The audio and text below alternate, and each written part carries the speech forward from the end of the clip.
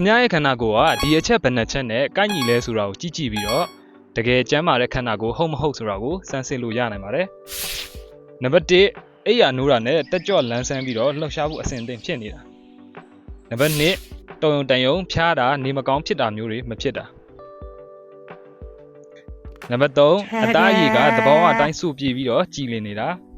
နံပါတ်4အစာစားပြီးတာနဲ့တန်းပြီးတော့အိတ်ချင်တာမျိုးမရှိတာ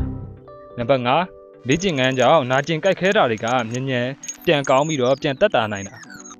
နံပါတ်6အချိန်10မိနစ်20လောက်အတွင်းမှာအိမ်မောကျသွားစေတာနံပါတ်9တနေ့ကို1တစ်ကြိမ်ဒါမှမဟုတ်2ကြိမ်အမြဲပုံမှန်လေးသွားတာနံပါတ်10နာကျင်ကြိုက်ခဲတာတွေမရှိဘဲနဲ့ခန္ဓာကိုယ်ကကောင်းကောင်းလှုပ်ရှားသွားလာနိုင်တာနံပါတ်9သပင်တွေလက်သေးတွေအရှိမြန်တာနံပါတ်10အချိန်တော်တော်များများမှာစိတ်ကြည်လီပြီးတော့တည်ငြိမ်နေတာ